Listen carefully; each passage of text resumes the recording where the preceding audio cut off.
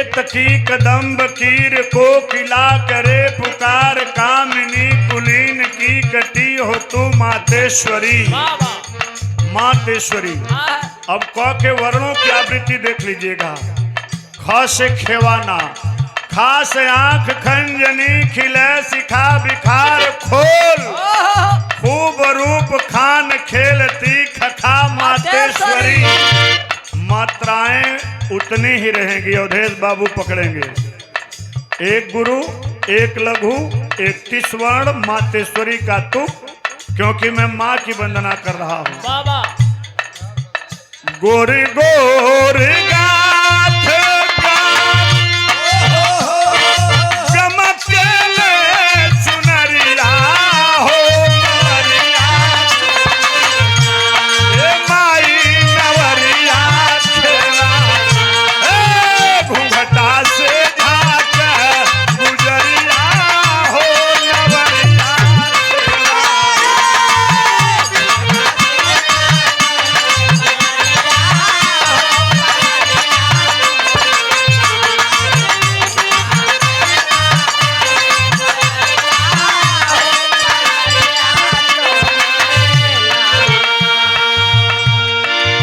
जो चीज लुप्त हो रही है, उस लुप्त हो रही परंपरा को हमारे साथी कलाकार भी बचा रहे हैं। नंदिनी जी के साथ हैं स्वर्गीय राम कैलाश, स्वर्गीय बुल्लुर राम ही से लेकर के अमर लोकगीत अखाड़ा से हैदर अली, राम कैलाश, हीरा लाल, मन्ना लाल, जवाहरलाल, रामदेव, रामधारी, हीरा, बुल्लू, पारस, पंडित परशुराम। एक मिनट बाबूजी, रविंदर भी आई। सादर 500 रुपए का पुरस्कार ऐतिहासिक छंदों की प्रस्तुति पर मां की आराधना श्री विनय यादव जी, ग्राम रामगढ़, भावी प्रत्याशी, जिला पंचायत सदस्य, वार्ड नंबर 6, कासिमाबाद, गाजीपुर। आपके धरती के श्रृंगार हैं, बहुत बहुत मेरा प्रणाम। खार खोल, खूब रूप खान खेलती खखा मातेश्वरी। गोर गोर गाथ है गुलाब गंध अंग अंग, गोर गोर गाथ है लगी लगा मातेश्वरी। घूंघटे उघार घेर ली घटाए घेर घेरी, घाघरी उघार घाघरी लगा मातेश्वरी। केवल एक बार घ नहीं गिनेंगे तो अठंग 16 अंग, 8 से लेकर के 16 बार उनकी मूर्ति। हर लाइन में विद्वान अनुप्रास अलंकार पकड़ लेंगे। कलाधर की पकड़ करने के लिए आपको लघु गुरु का ज्ञान होना चाहिए। जब लघु गुरु का ज्ञान होगा आप पुनः पकड़ लेंगे। देखिए हमारे संचालक महोदय आ गए, जोरदार तालियों सुन। आराधना में घूंघटे उघार घेर ली घटाएं घेरी घेरी, घाघरी उघार घाघरी लगा मातेश्वरी। अच्छा, इसमें वर्ण सो, अक्षर चुप, पद चुप। जब इसे बनारस हिंदू विश्वविद्यालय में प्रस्तुति हो रही तो प्रोफेसर कमलेश दत्त त्रिपाठी जी, हिंदुस्तान के नहीं दुनिया के बहुत बड़े विद्वान, चुपके से बायोडाटा ले लिए। बोले बेटा ये तो 200 साल पहले संस्कृत में था, और इतना कलाधर को वर्णों से सजा करके लघु गुरु का योग ये बिरहा में कैसे आया? तो यह गुरुओं की कृपा है।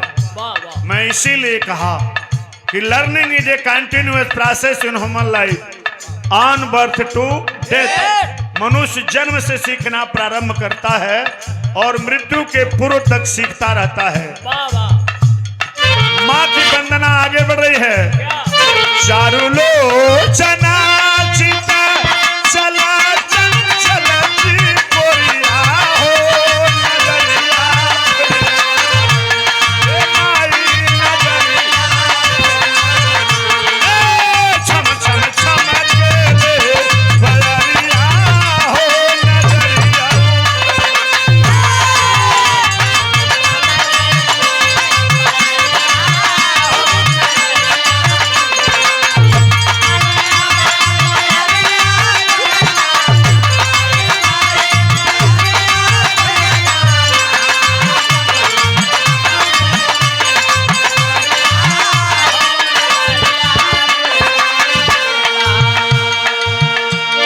बड़े सुंदर पुष्पहार सादर था। एक काक बकरोती छंद गा रहा था। उठने के बाद उन्होंने कहा कि कभी ने इसके आगे और कभी ने इसके पीछे कुछ छोड़ा ही नहीं है, तो मैं मत टाकी कम करो बेटा, मैं मंच से दहलंगई लड़ूं। नहीं इतना सच्चा इंसान विरहा जगत में कोई नहीं रहा। ओ पवित्र आत्मा को पंडित की उपाधि उत्तर प्रदेश संगीत नाटक अकेडमी की ओर से एक सेमिनार में प्रदान की गई। आम लोग विरहा का भीष्म कहते थे। एक ताली पंडित परशुराम जी के नाम पर बनती है। आप लोग जोरदार तालियों से पवित्र आत्मा को श्रद्धांजलि का सुमन अर्पित करें। फक्कड़ बाबा धाम पर उनके साथ कार्यक्रम, फक्कड़ बाबा धाम पे बड़े भाई ओम प्रकाश जी के साथ कार्यक्रम। ये फक्कड़ बाबा की कृपा ही है कि हम लोग सरकारी पदों पर हैं और आज भी सेवा कर रहे हैं और हम लोग पास कुछ है नहीं। भारत सरकार की ओर से बायोडाटा विदेशों में जाता है। जो आस पूरी नहीं हो पाई हमारे गुरुओं की, राम कैलाश, हैदर अली, रामदेव, हीरा, बुल्लू, पारस, परशुराम की, वो आस एक नहीं राय साहब, 3-3 नहीं, 4-4 नहीं, 6-6 देशों तक इन छंदों की महत्ता है। चार उलोचना चित चित चले न चश्म चाल चाह चाहती सुचोर चित चोर मातेश्वरी। एक गुरु एक लघु, एक गुरु एक लघु, 31 वर्ण। ऐसा हल्का सा दूरे कराओ के ऐसे कदम नहीं किया, बस अब ठोका और तेसर सटावा, बस टांकी से ज्यादा बात। लघु गुरु का योग। अब क ख ग घ नहीं पढ़ेंगे। अरे वाह। और वंदना आगे बढ़ेगी। छाम छूम चौभिलु, इसी को पद चुप, अक्षर चुप, वर्ण चुप, अकेला अक्षर। चारु लोचना चित चित चले न चश्म चाल चाह चाहती सुचोर चित चोर। छाम छुम छा छड़ा बजे छुछुन छन छाय छोट छोहरी छटा 26 छोर।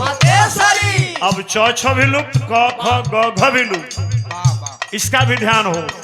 जाहिरे जिया जो जिस्म जाय जो सजी सुजान जीत जाए साजनी जले अजोर मातेश्वरी अन्न।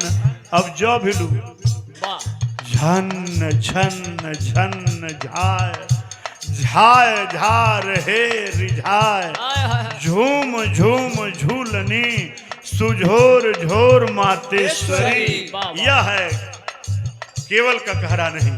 ककहरा तो आम है। क से शुरू हो गया ककहरा, ग से शुरू हो गया, ग से ख से चला गया, गया तक समय नुकसान हो जाएगा।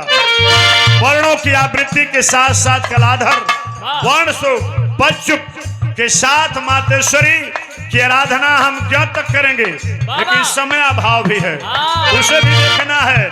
हमारी मैया हो पीरा